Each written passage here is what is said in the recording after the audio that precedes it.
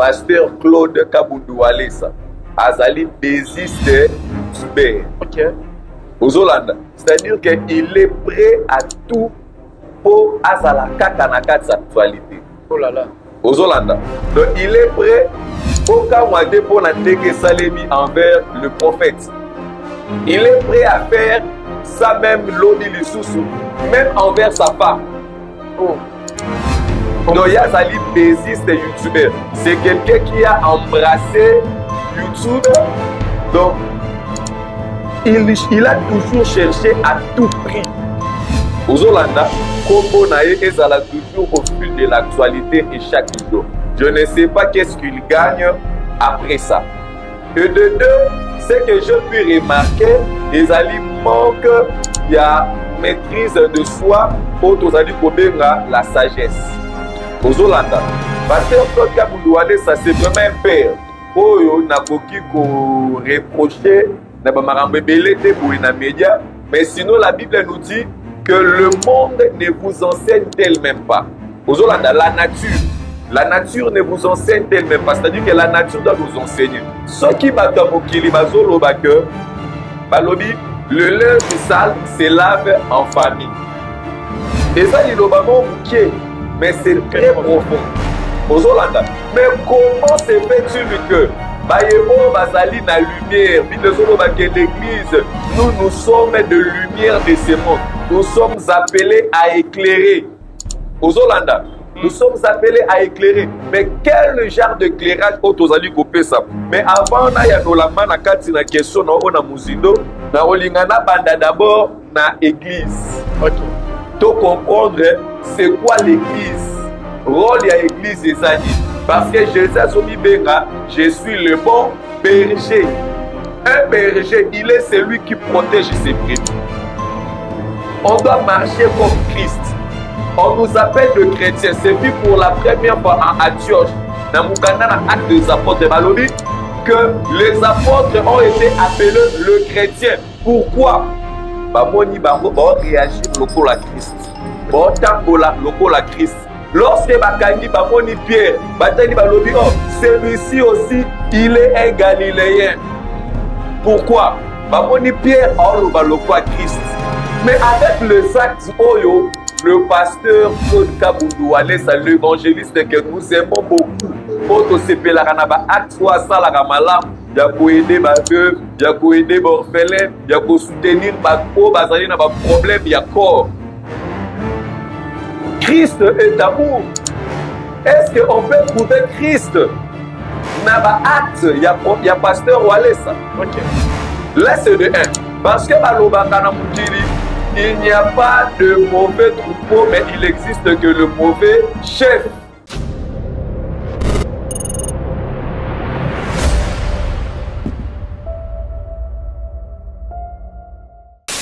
Abonnez massivement. Comme d'habitude, je partage ma vidéo, ma commentaire. Et ça, la rabisso, toujours plaisir, ma casse. Un grand merci, tout beauté la bisso. C'est le vôtre, Alex Nandou, de Benjamin de la presse, mon maman. Autrement dit, mon ensemble, merci infiniment à Vicky Banza qui assume cette réalisation de cette émission. Un grand merci à tout au bozo. Dans l'adoption de l'homme de Dieu, l'évangéliste René Abiri Ozali, responsable. Il y a l'église May Ozali, mission d'évangélisation, d'intercession internationale. Ils ont mis à Avenue Patou, numéro 7, référence arrêt pharmacie à Katia commune qui a Bandalouma. Ça veut dire que l'évangéliste René Abiri est au là.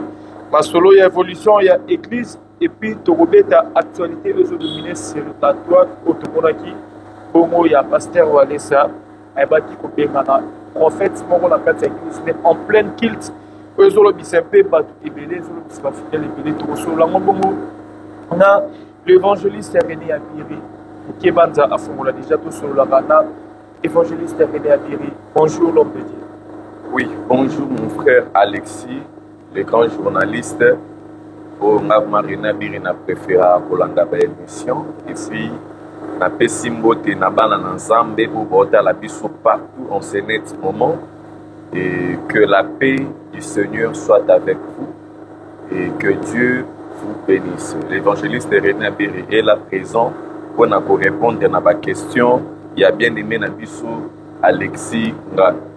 Voilà, l'homme de Dieu, Église May, ils ont avenue Patou, numéro 7, et ça évolue. Oui, Église, ça peut évoluer bien. Ça fait déjà 4 ans que nous sommes là, dans avenue Patou, numéro 7. Dieu n'arrête pas toujours de nous faire grâce et de nous bénir. Et le programme Nabiso est ça toujours chaque mercredi, vendredi et puis les dimanches. Tout le monde est là. Pourquoi? Parce que dans notre métier, tout le monde est là toujours. Tout le monde est là à ciel ouvert. Vraiment, c'est un peu ça. L'église évolue vraiment très bien grâce à Dieu. Voilà, rappelons la mission. L'église est en avenue pas de programme, mais mercredi, vendredi, et puis dimanche de 17h à 19h30. Token de wana, besoin billet ya molimo, et puis token de route de la pour la bâtie vous allez vraiment quelque chose. Il y a bien. Alors, pasteur, déjà dans le mois de juillet, nous avons préparé séminaire ya nous à la première séminaire et année, que est intitulé l'onction prise des jambes. Mais qui peut expliquer l'onction prise des jambes? Onction, tu dois comprendre le mot prise, tu dois comprendre les jambes, mais qui peut expliquer ça? Oui, thème wana ezali tiré na mukanda ya Esaïe. Ok. Et la version française, elobi les jongte. Elobi elongo mususu. Ok. Et alors dans les versions d'Arbi, ndenge tomesana toujours pour fouiller quelques informations de la Bible. Dans les versions d'Arbi, ndenge ko fait cette précision, il y a jung. Donc ezali ko briser ce qui doit être brisé, ezali oyo ezala qui ko bloquer. Par exemple, stérilité est bloquée via maman moko. Par exemple, pauvreté est bloquée via papa moko. Par exemple, célibat est bloqué via Moutoumoro, on a besoin à balle. Par exemple, blocage, limitation, ce sont des choses qui font ma barrière au Moutaza au Foutanana. Maintenant, l'onction qui est l'image de Saint-Esprit. L'onction est une puissance. Où est-ce qu'on a brisé, où est-ce qu'on a bloqué, où est-ce qu'on a manifesté le signe de blocage dans la vie à Moutou. Et alors, c'est vraiment un thème au Bisotokoli Nango. Bien sûr que je n'ai pas été dans le ministère Amen, mais vu ma prédication à l'apôtre Léopold Mutombo, où na banda pour l'anda depuis mon enfance, je me suis dit à l'ordre de Saint-Esprit que je peux aussi parler de ça. Et alors, na moi juillet, nous allons inviter Batunyo, surtout au Balingara Liloba Nzambe, tout au Bazali n'a besoin.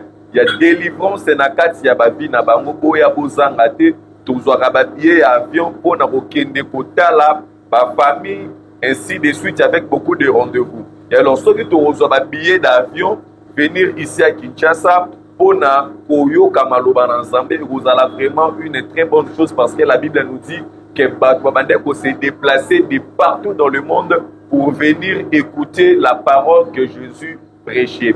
Et alors, Wanezali invitation, nanga open invité dans le mois de juillet. Ezali première activité au Torosala na année. Et alors, cela demande vraiment beaucoup de moyens. Nabandekognon surtout balingara pour soutenir Moussala et Nzambe. Et je vous invite à venir aussi soutenir l'œuvre de Dieu. Ça sera une bénédiction de votre part. Voilà. Déjà mois de juillet.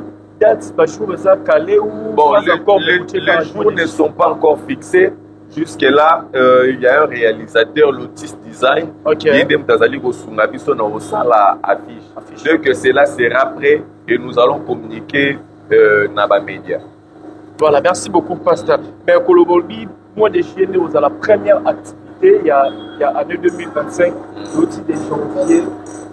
Si toujours qui est de juillet, ça c'est mois. 6 mois, on a activité pour et pourquoi la première activité pour dire 7e mois chiffre 7? On a bonne activité et la 7e mois chiffre 7. Pourquoi? Parce que chiffre 7 est chiffre prophétique. Vous allez côté ça sur l'accomplissement, vous allez côté ça la perfection. C'est-à-dire que le Seigneur veut accomplir quelque chose et dans mon ministère et dans la vie, il y a des cognons surtout au Baboya pour s'embellir na biso et longo. Et alors tous ces temps-ci, au banda janvier, ba période où nous sommes tito comme na 7e mois ezali période où tozali ko traverser à répatance. C'est-à-dire que pour mutu aleka na étape ya perfection esengeli aye ba premièrement koleka na étape où ezali ya changement.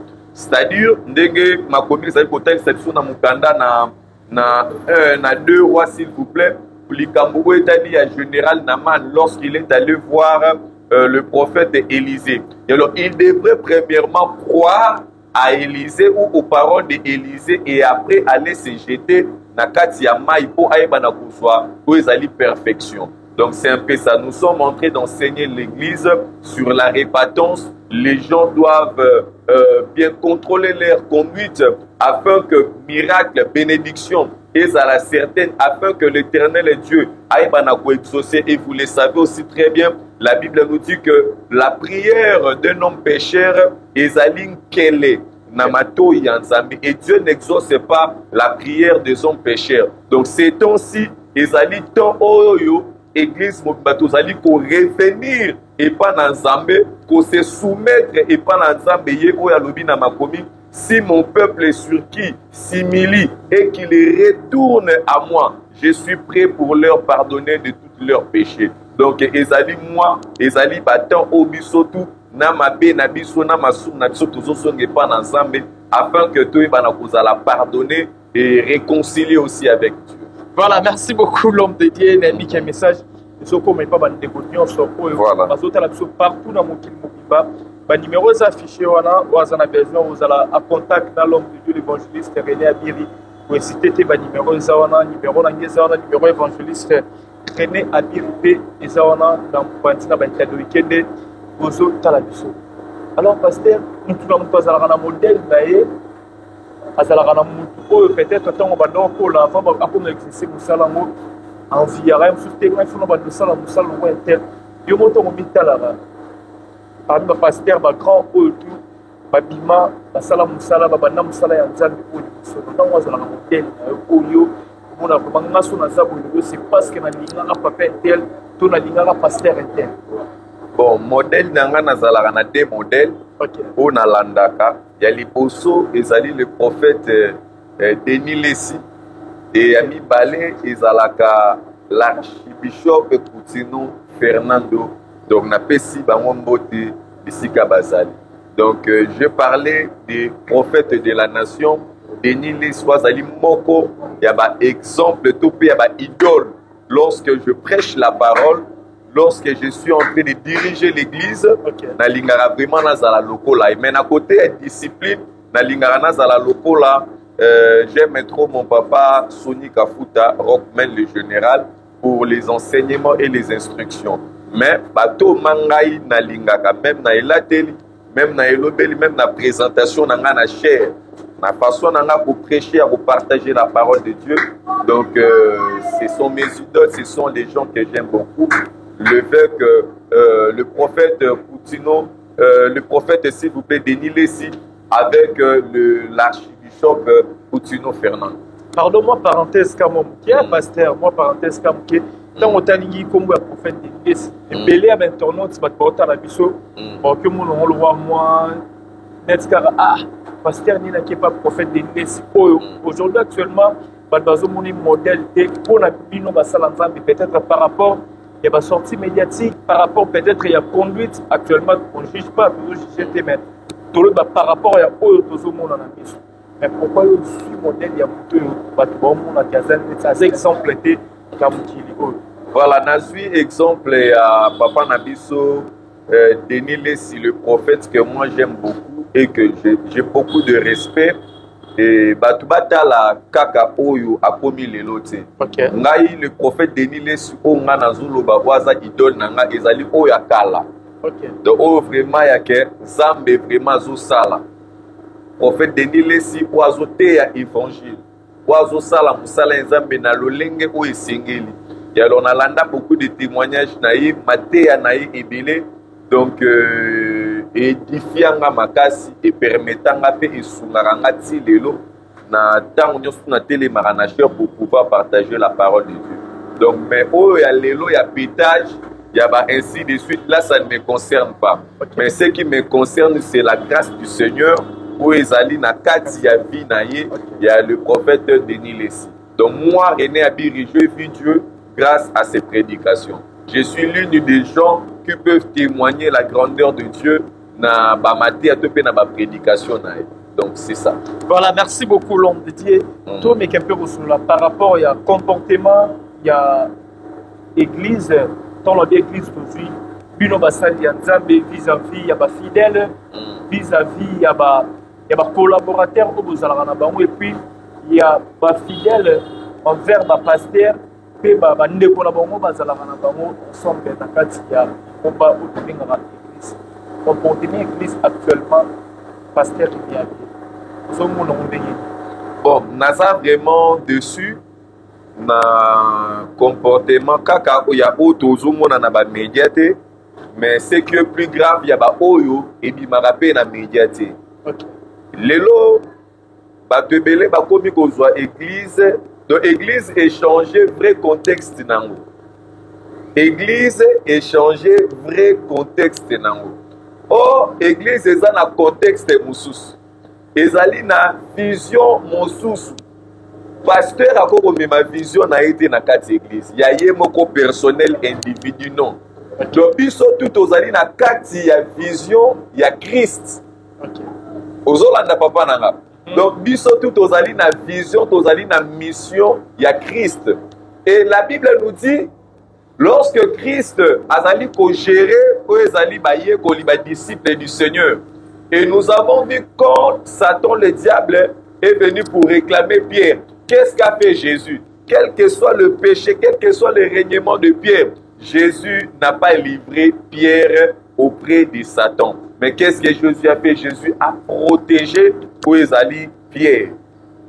Comportement basali na zambelelo, accoudrement, Ezali kozala lisusu édifiante. Et l'obéli à Bassan Nanzambe, tu sens que pasteur Azoloba, ce n'est pas différent d'un païen. Or, le pasteur, le chrétien, doivent, ou l'église doit influencer le monde. Mais aujourd'hui, l'église n'a pas vraiment cet impact. Il y a de ces églises-là qui ont de l'impact, mais il y a de ceux, Oyo Basali, sous vraiment d'impact sur un dans le milieu et dans la même famille. Vous trouverez celui-là qu'on appelle un pasteur. Il est né d'une famille où il y a 5 personnes. Dans l'église, il y a même ses 4 frères. Okay. À l'église, il est pasteur, mais tel là, le ko gérer l'église. Oui, on a toujours dit ça. Ma jeune fille, moi je me rappelle un jour, il y a une maman ici, là, dans Mola. Atalinga babisenga bi papa pasteur na linga na église non na bana nanga basi me bana nanga basi bazaki toko siko na bangaka nanga moko mama na na luchen ozo mona ba danger mama bisinga bi papa pasteur na sepela ranote ya bien na linga na église na yo mais na tala uzana luchen bana nanga pe ya basi baza ba jeune et puis bazaki toko nga moko mama na bango nazaki toko. Donc, nous avons un scandale et un salima. Aux Hollanda. Okay. C'est-à-dire que comportement, il y a église, donc église est simple. Mais il y a des gens qui dirigent les mangomba. Des gens qui finissent ça, l'église. Bazali ko salir image, il y a église. Donc l'image n'est pas vraiment assez confortable et par rapport à la situation actuelle. Voilà, par rapport à la situation actuelle, parce que ceux qui ont tout niveau, tout le point de vue par rapport à comportement l'église, et ça, tout le bas est tombé dans l'actualité. Dans les réseaux sociaux, nous avons vu l'homme de Dieu, le pasteur Jean Kabougoualé, ça, en plein kilt, pour l'un de ses collaborateurs, au bas de Bélé, déjà humiliation, pour le pasteur Kabougoualé, ça sali, en plein kilt, pour l'un de ses collaborateurs. Suite, il y a peut-être un désordre ou indiscipline à Salagon qui ne peut pas faire au télémisabon. Tout ça va dire toi le diona et choqué ma fidèle et belé, va te belé ma baignant humiliation, le prophète et le pasteur Kabundu Walesa a bien fait, il y a c'est pour mon emploi ça. Et tant que vous pouvez peut-être en hôtel, image, voilà, et puis vous avez tout le dans les réseaux sociaux, au gérant, on est. Bon, là, on a tali la vidéo, il y a Liboso. Il faut que le pasteur Claude Kabundu Walesa azali bésiste youtubeur. Pardon? Pasteur Claude Kabundu Walesa azali bésiste youtubeur. Ok. Aux Hollande. C'est-à-dire qu'il est prêt à tout pour azala kakanaka sa actualité. Oh là là. Aux Hollande. Donc il est prêt pour kamwate pour n'andenge salemi envers le prophète. Il est prêt à faire ça même lobby lisusu, même envers sa femme. Oh. Donc Yazali bésiste youtubeur. C'est quelqu'un qui a embrassé YouTube. Donc il a toujours cherché à tout prix. Aux Hollanda, Kombo Nae ezala toujours au fil de l'actualité et chaque jour. Je ne sais pas qu'est-ce qu'il gagne après ça.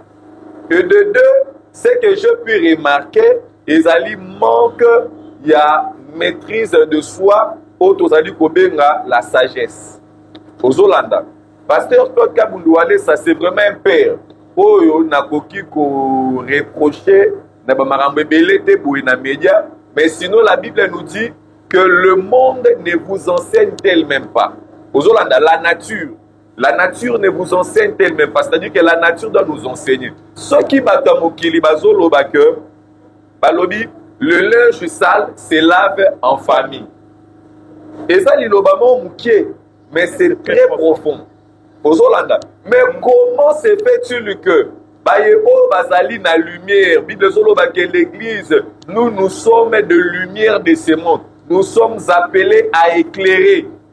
Aux Hollanda, nous sommes appelés à éclairer. Mais quel genre d'éclairage autosali kopé ça? Mais avant, il y a une question na muzindo, na olingana banda d'abord na église. Ok. Pour comprendre c'est quoi l'église.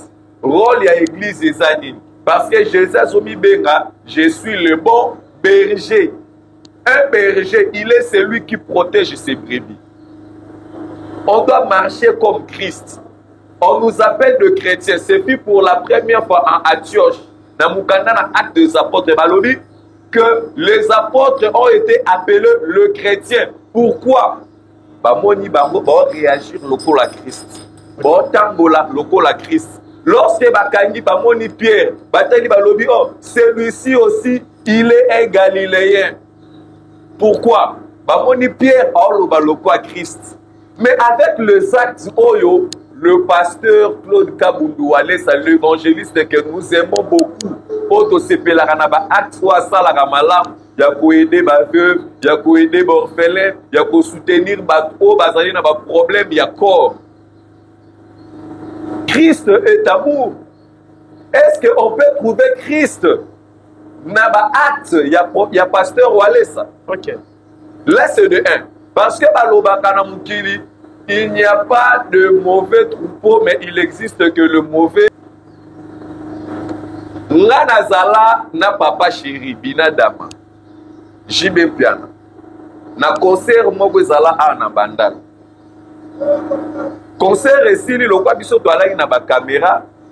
Jibe piana na ndenge na ye a spécialisé bis moko ezawana uniquement mutaza na droit pour madonna ce n'est que les danseuses. Alingi ko mélanger te ba danseuses na ba musiciens ensemble parce que il a la connaissance du danger qui peut venir après. Ce qui jibe pianaza na mesure wana et d'ailleurs même il y en a beaucoup de sanctions. Mais c'est rare au Kayango, l'orchestre logo na Yahweh Ranson, l'orchestre logo la hérité à Fali Poupa, musicien à Boti na danseuse. C'est fort rare. Il y a de mesures et il y a de discipline. Il y a de l'ordre. Babylone est arrivé à l'église. Pourquoi? C'est quand l'église n'est pas assez bien enseignée. Ok. Lorsque les collaborateurs ne sont pas très bien enseignés, mais qui devrait leur enseigner la crainte de Dieu? Lorsqu'on est berger, on doit avoir de bonnes nourritures à pouvoir faire manger, à pouvoir nourrir nos brebis. Faut ça dans la nourriture. Mais tant que la nourriture, vous allez solidité. J'aimerais nous dire ceci. La Bible nous dit quoi? Josué chapitre 20, verset 9. Josué, je m'excuse. Josué chapitre 9, chapitre 20, verset 9. La Bible nous dit: telles furent les villes désignées pour tous les enfants d'Israël et pour l'étranger, en séjour au milieu d'eux, afin que celui qui aurait tué quelqu'un involontairement puisse s'y réfugier et qu'il ne mourût pas de la main des vengeurs du sang avant d'avoir corrompu devant l'assemblée. Merci Seigneur. Bible lobi na bisoni, afin que celui qui aurait tué quelqu'un involontairement, basali ba lieu de refuge, pour ezali ko permettre na mutu mutu ata koza la boma ki mutu anesika okimela. Et lorsqu'à kokima na lieu de refuge wana, même les vengeurs, même mutu akana ki abomaye akosimbeti. L'église c'est un lieu de refuge.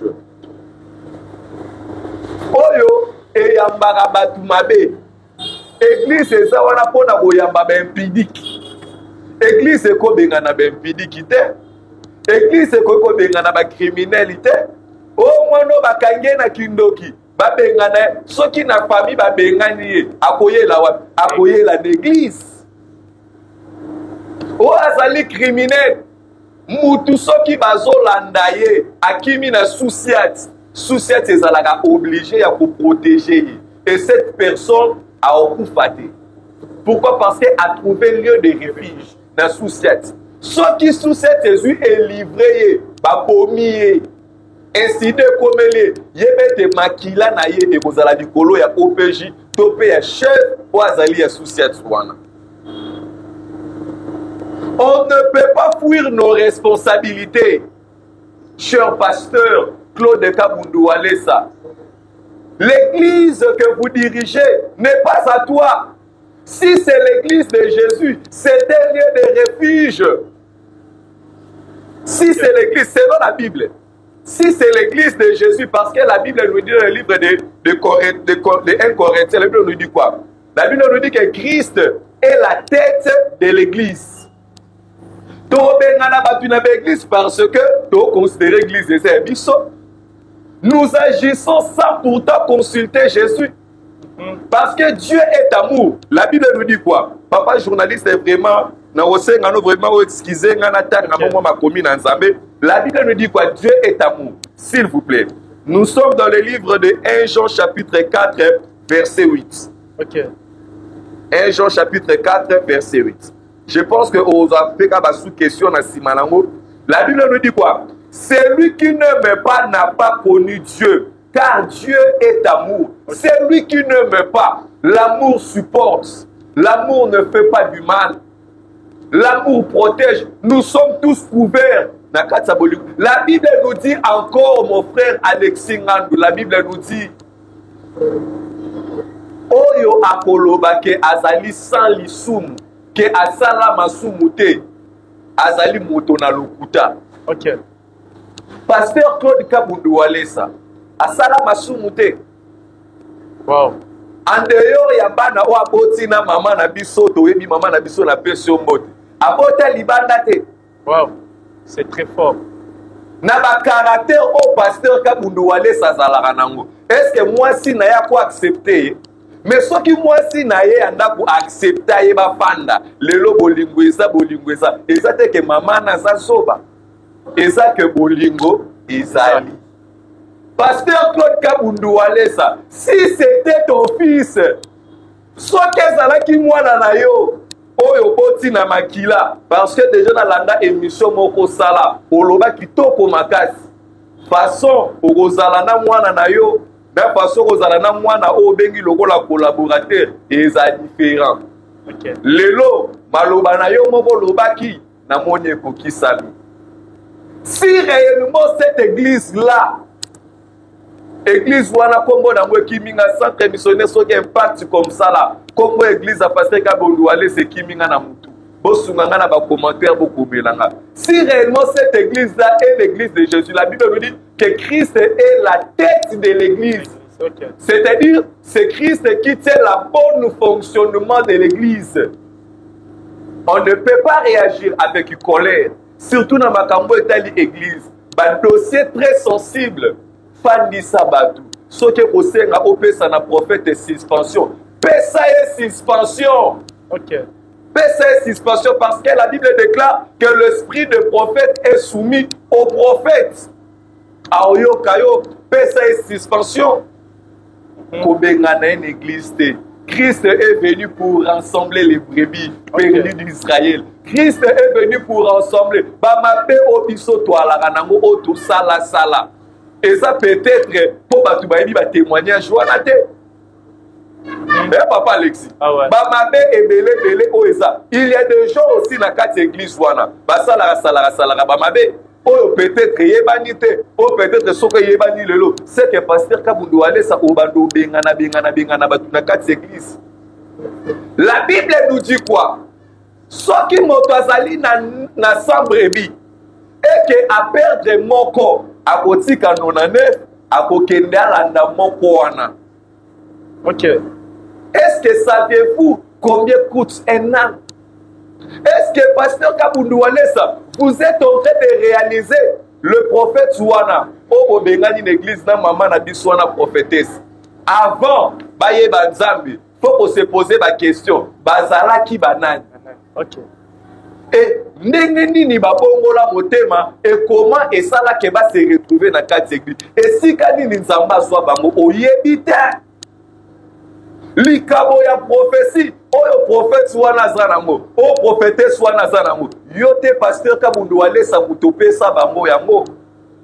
C'est Dieu qui donne les dons. Et d'ailleurs pour preuve ozana droitière au kanga yango. Ok. Parce que ce que Dieu a donné, yo roboto lango yonani. Biso tout aux abats humains. Il faut aux alanama. La Bible nous dit que Dieu est un Dieu miséricorde. Il lui pardonne le péché jusqu'à la 4e génération. Ah bah ouais. On se comprend papa Nanga Alexis. Maintenant, naye siko na ba thématique. Romains chapitre 14, verset 4. La Bible nous dit quoi? Verset 4. Qui es-tu, toi qui juges un serviteur d'autrui? Yonani, yo ozali ko juger. Apôtre Paul a quel plus loin qu'on le non? Ce qui t'ozali ko se fait reprocher, to se reprocher avec amour. Ok. De peur que Moutos a dit qu'on reprochait à comme l'autre scandale. Qui es-tu pour juger un serviteur d'autrui? S'il se tient debout, ce qui a télévu, ou s'il tombe par l'adultère, ou s'il tombe par l'impudicité, ou s'il tombe, oh, qui es-tu? Qui es-tu? Nous voulons prendre la place de Dieu. Okay. Papa langa kufa pe à son âme. Il faut qu'on dise la salle acte moko boye. Yakoloba que j'aime Jésus plus que Branham. Je regardais cette vidéo avec mon papa. Papa langa talinga edisinga lobi. Ça c'est la folie de la grandeur. Ok. Vous comprenez? Beaucoup de gens bazali ko se troubler. Le lot peut-être pour au mimona que hôtel devant 80 000 personnes. 100 personnes, 1000 personnes, et sa grâce. Et sa grâce. Et sa grâce. Combien de Moussala Nzambe peut-être que les Kananga na yo? Basaka na ba 2, Baka na ba 3 personnes. Aux Hollanda, exemple, qui es-tu pour juger? Oui, Dieu t'a établi, et non pour autre désordre, okay. Mais pour autre ordre. Qui es-tu pour juger? Ce qui a pris, toi télémi, yonani au juger. Mais il se tiendra debout car le Seigneur a le pouvoir de l'affermir. Na répondre pasteur Kabundu Alessa, par rapport à acte salaki nayebi ke bato ebele baotenir nga rigueur na verset oyo eza nga te eza bible soki baporte nga plainte baporte nga plainte te natelemeli pasteur Claude Kabundu Alesa te nayeka na makomi na nzambe oyo etelemela baacte oyo ya sali bato mosusu oui bato mosusu bakokoloba na bandenge na bango mais moi je viens qu'avec la parole de Dieu. La Bible nous dit: qui es-tu pour juger un serviteur d'autrui s'il se tient debout ou s'il tombe? Cela regarde son maître. Bible lobi na biso nini papa Alexis? La moisson est grande, mais il y a peu d'ouvriers. Basali basa muke langeza munene. Priez au maître de la moisson. Pasteur Kabundu Alesa, babiso to priera na bazamba pour mon ata mundimi ata moko ya l'église. To priaka, to zwela moment ba concentration.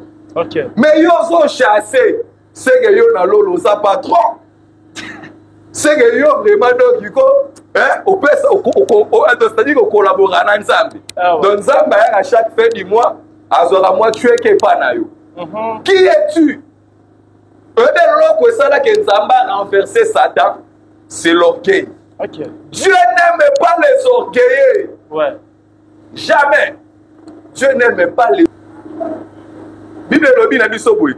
S'il se tient debout ou s'il tombe, cela regarde son maître. Yamo etalika ka maître naye. La moisson est quand il y a peu d'ouvriers. Priez au maître de la moisson d'envoyer les ouvriers. Si le prophète a été au salle de l'Anzambe dans l'église de pasteur Kabundu Alesa, ce n'est pas par les efforts de pasteur Kabundu Alesa.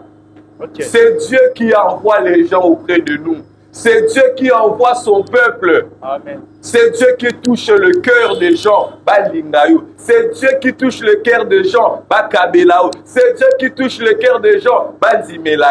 Ceux qui batu ba ndi melo li kolobate ke batu ba komi ba soba na yo. Non.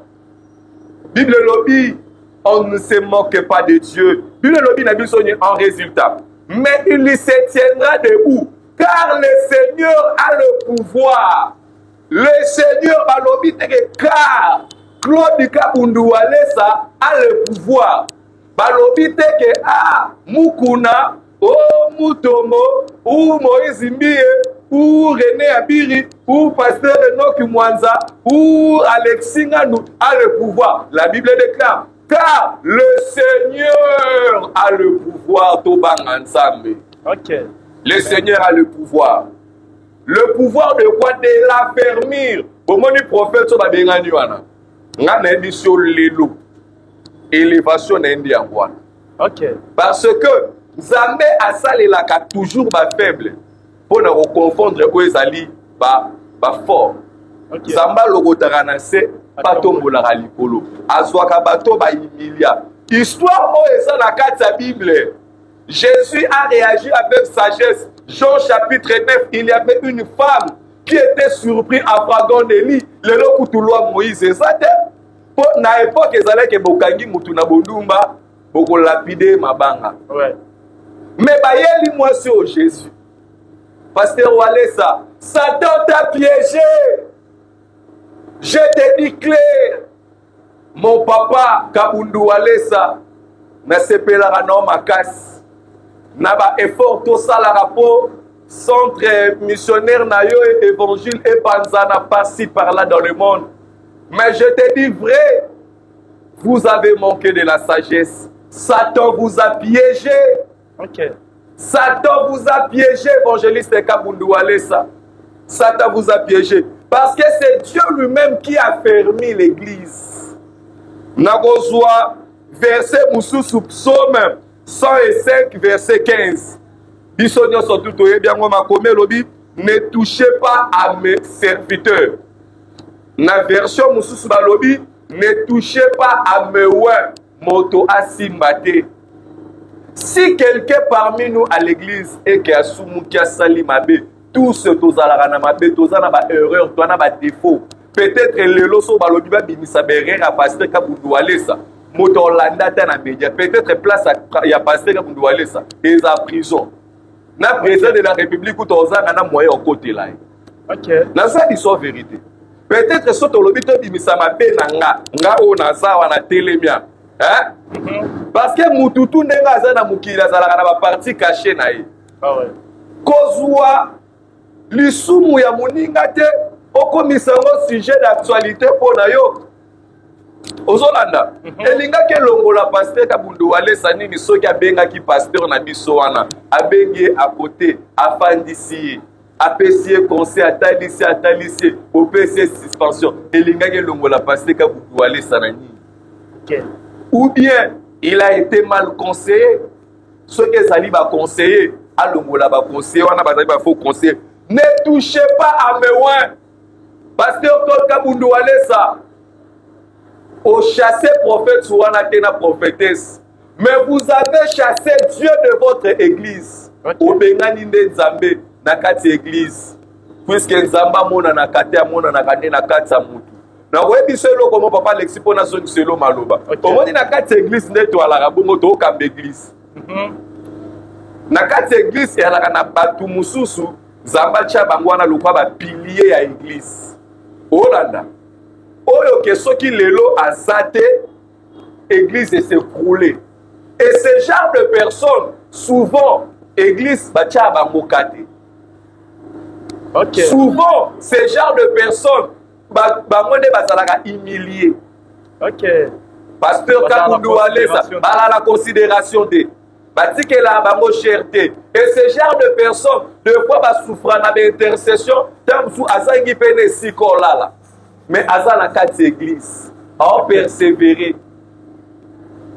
Hollanda, ces gens de personnes, ce sont des piliers. Ce sont des piliers. Nana ose ngana pasteur Claude Kabundu Walesa. Tokende to luka prophète wana na prophétesse. Oui, ba commettre mabe. Oui, ba sali o sali impudicité. Kasi to régler yango na kati na église. Na sengi pardon na ba chrétien nyo surtout ya Congo pe ya monde mobimba. Je nous demande vraiment pardon par rapport à l'acte qui a fait l'évangéliste Kabundu Walesa au sujet de notre prophète. Je demande vraiment pardon.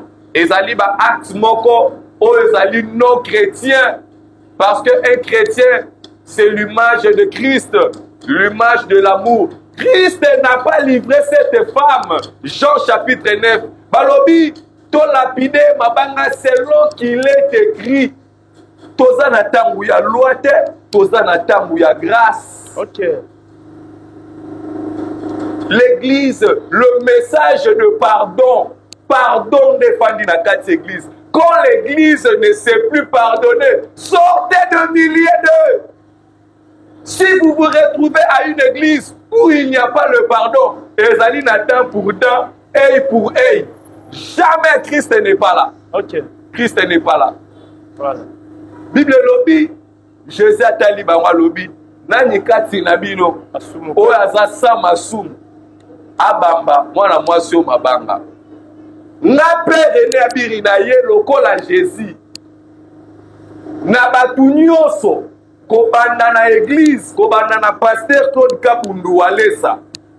Si na église mobimba, moto oya mimoni kazali sama sumu. A lapide prophète wana na mwana mwasi wana mabanga. Parce que na kati église wana, yana batu basala ba inceste. Na kati église wana, Batouba baza parce que l'église est lieu de refuge. On n'est pas là pour rejeter les gens de mal. Ceux qui moutoyent à ça d'abord comportement mabé. Quel est le rôle de l'église? L'église a pour rôle d'aider la société. L'église a pour rôle d'aider l'État. Voilà comme preuve ce qui gouvernement.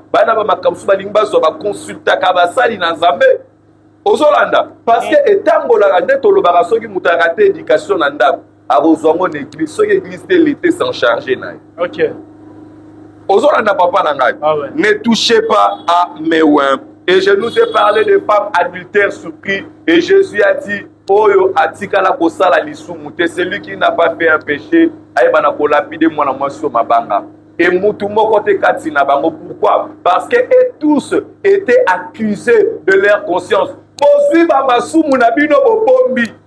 Bozui impudicité. Mais bama kiona o salemaka wana bobombi. Kimouyi escroquerie o salemaka. Et bombami. Na kati église wana. En dehors ya prophète otomoni. Yana mutu moko ta lingana na sœur moko ya église azwe ba mama na kusu. Asate. Yana frère moko ta simba sœur église na libelle. Yana frère moko ta église atala ka sœur akomela ka ba sœur. Faites attention. Yo ozali ko juger. Oyo juger le lobi sotomoni. Mais peut-être ya yo uzala scandale à makasi. Je pense que Nakoke Kolobayango et Sogi Mutuna Moussou Césari, je peux répondre. Voilà, merci beaucoup l'homme de Dieu. Je pense que Baladio vraiment n'a aucun million n'a aucun million son. Donc j'ai déjà vers la fin parce que Bazo c'est l'émission tant ils ont permis de traiter tout volume à casse. En gros, par rapport il y a côté avantage, tous des avantages sur Tokyo le bas. Dans il y a pasteur Kabouale stade. Dans côté il y a des connexions prophètes. Oyo a été pour commettre un péché, la humiliation pour les comédiens. Pendant qu'il faut retenir pour la décan, pour le conseil, pour faire ça dans tous les décans. Bon, Mandenge Nazao étant que serviteur de Dieu, Nazalité pour Nako Inisabatu, le pasteur Todd Kabundu Alessa, ni pour Nako Inisabe, le pasteur Nabiso, prophète Oyo Asali Masum. Acte au prophète Nabiso Asali, et Zali acte Moko. Mabé Makas, surtout au sein de l'église, naye na servant de Dieu. Mais sinon, il nous faut avoir de manière ou de la sagesse, pour trancher les camps, de peur que tous à la scandalité pour na fidèle. Ozolanda, nakara na moi point haut. Gebi kezana batu muso ba nimele la prophète soana.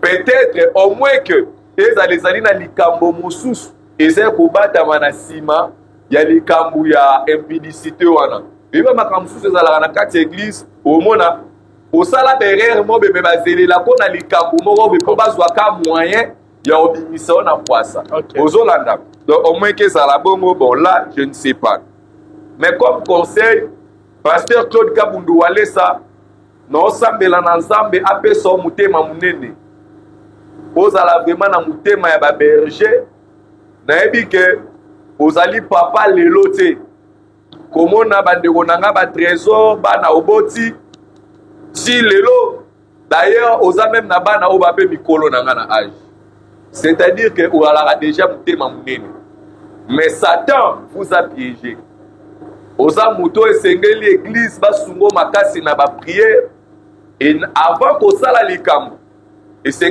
premièrement que vous avez la confiance à retour dans Nzambe avant de réagir. Un leader a réagi à la nation à candidater. Leader a joué la décision dans misu ya batouté pour na faire plaire batouté. Leader a yeba ko agir na bon sens pour na ko sauver ou sali leadership o ya zanango. Ebele ya ba leader, ebele ya ba grand pasteur na mukili. Ba kweya non par l'impudicité, mais parce qu'ils ont eu mal géré des situations. Il y a ba fidèle. Couple moko boy moi ça me bali ba soani ba ye pa ya pasteur. Pasteur par manque de sagesse, par manque d'intelligence. Asali leadership moko ya mabe. Et ça dit que couple on a peu panzani et ça dit peu que les beautés a peu baza peu divisé par ma beauté beleza divisé à cause de mauvaise gestion et leadership il y a pasteur. Lorsque Dieu vous fait grâce mes frères et sœurs Bible lobi na bisoni na mukanda na 1 Corinthiens 1 Corinthiens chapitre 10 verset 11. Makambu oye koma ki pe salema pour servir biso ba exemple. Bande konangai to tirer ba bon leçon na likambu oye. Le Seigneur t'a parlé le Seigneur m'a aussi parlé. Zala un bon leader. Leader zala ka humble. Zala mutuna komi kitisa. Soko za humble. Oui, puis Salomon, lorsqu'il m'a mis là qu'il y a problème, il y a 2 femmes prostituées. Il y a Liboso, sa réaction. Il était d'abord calme. Il y a un makamousou, il faut aussi laisser le temps. C'est un peu ça. La Bible nous dit quoi? 1 Corinthiens chapitre 6 verset 18. Au conseil, non, ça n'a pas serviteur de Dieu, nyoso. Tofongola mato itoyoka. D'accord. Fouiller l'impudicité.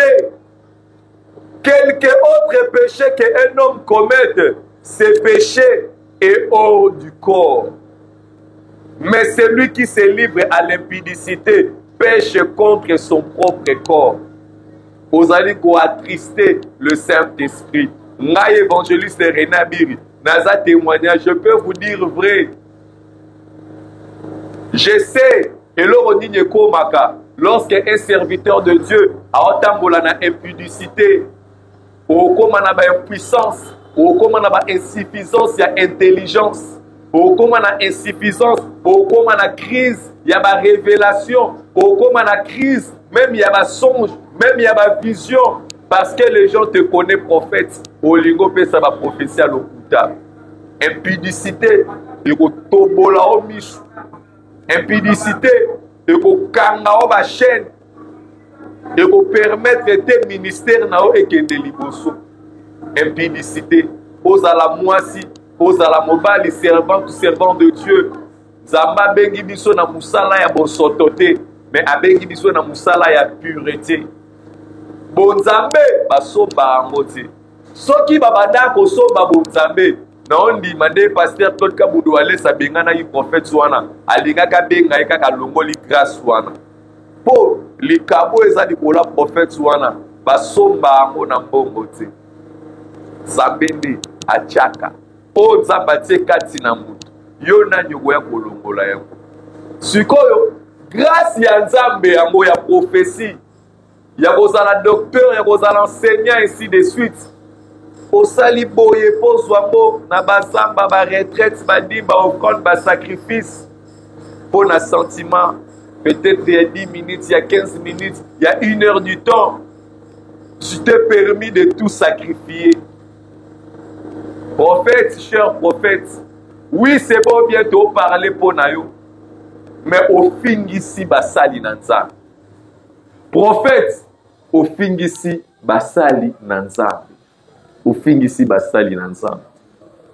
C'est un peu ça. Voilà, merci beaucoup. Merci beaucoup. Voilà, merci beaucoup. Vraiment, il y en a beaucoup de versets. Batanga Romains chapitre 8 verset 13. Batanga P 1 Corinthiens chapitre 3 verset 16. Voilà, c'était là l'évangéliste René Abiri. Inde Azalaki invité. Sengato sur l'année comportement, il y a église au Batouba Komi ko déplorer belé les même ko église suite ça va comportement ba mambukara. Ne fouillez pas vos assemblées, s'il vous plaît, à cause des choses comme ça. Ne fouillez pas, il faut aller toujours à l'église. Voilà, l'homme de Dieu va retenir. Les gens peuvent retenir que ne soyez pas un sujet de scandale pour l'église. Lorsque Mouninga Bengisio Oya Pobo collaborer dans cette église, Pobo Salilanzambe, Salilanzambe na Bosolo, cause la courir de Jiponte.